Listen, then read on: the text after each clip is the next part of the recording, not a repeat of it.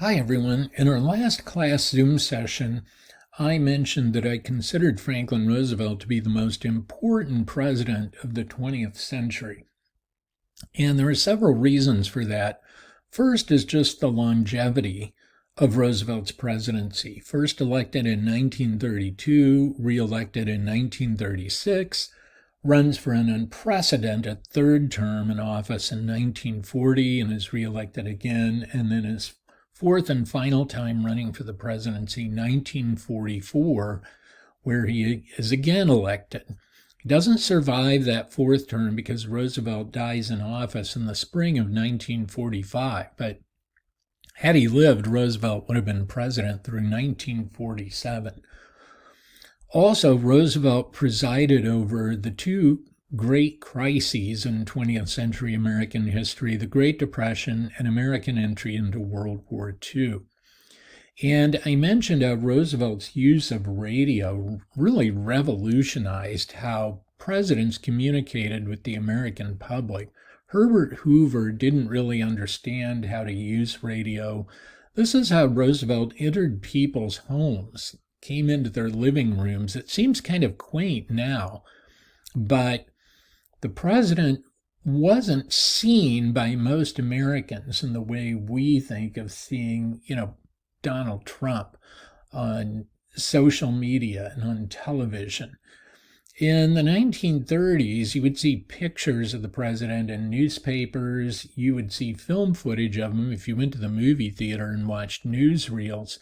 But radio was really different because Roosevelt could come into your living room via radio.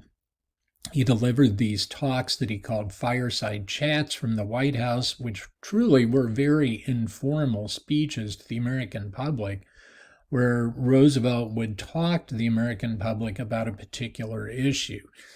They called it a speech. They really were more like conversations than speeches.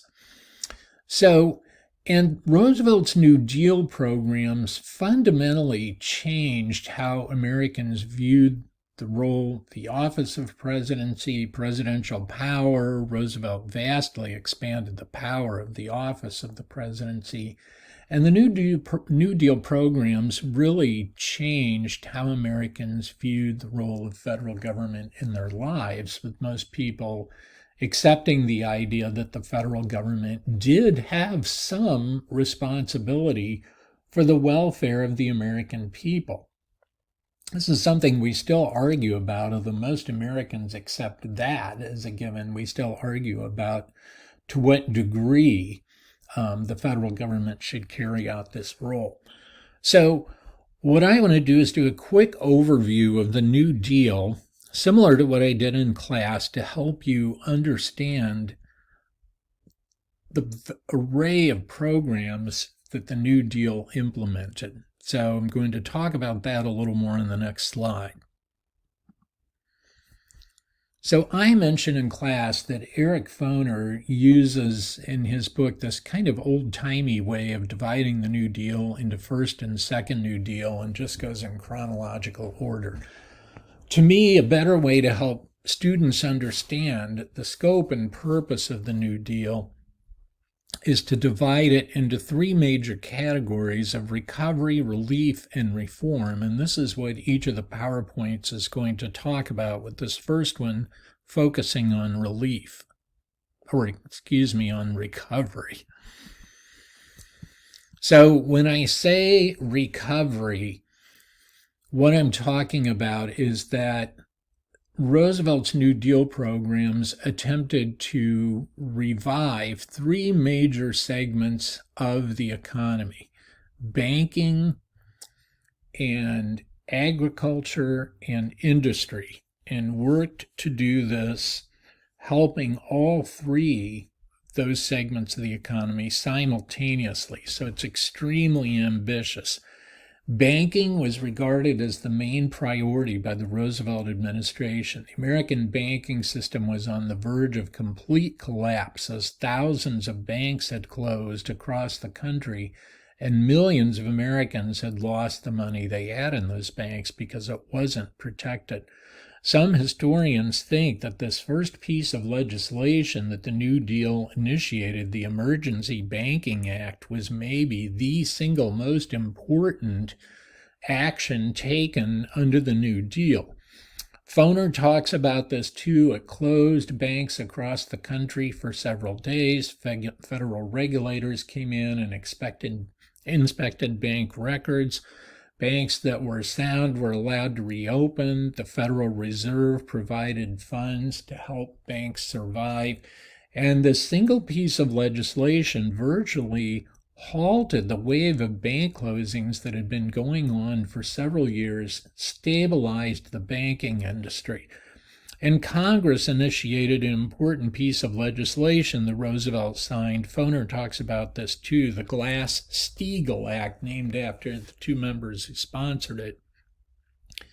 This created some of the regulatory practices we still have in place about banks buying and selling stock, and it established the Federal Deposit Insurance Corporation, FDIC, that guarantees the money that all of us have in the bank. So if you're banking at Commerce Bank, Commerce collapses next week, you know that you're going to get that money back. So banking was the first thing targeted by the New Deal as a way to help the economy recover. The New Deal also attempted to stimulate agriculture. And in this way, it continued something that the Hoover administration had started through the New Deal program, the Agricultural Adjustment Act. So it continued this approach that the Hoover administration had taken, where the federal government purchased surplus quantities of all sorts of agricultural product, put that in storage as a way to take product off the market, decrease supply, and the hope was that would help boost farm prices. It was only partially successful. This piece of legislation also initiated an approach that was more radical in the time, and that farmers could qualify for payments if they took acreage out of production. And again, this was a way to try to limit agricultural production and boost prices, and it was only partially successful. Larger farmers sometimes took advantage of this to the detriment of smaller farmers. So the results were mixed. And a lot of Americans today don't realize agriculture actually remains the most heavily subsidized part of our federal budget. Many of these programs and approaches that the New Deal initiated in the 30s are still in place as a way to provide assistance to agriculture. Finally, the New Deal attempted to stimulate the industrial segment of the economy as well through a piece of legislation called the National Industrial Recovery Act. And this set up an agency that you see here, the National Recovery Administration, the NRA, not to be confused with the National Rifle Association. And its symbol was this blue eagle you see in the illustration. I want you to understand this was a partnership. The federal government could not, force companies to cooperate in this.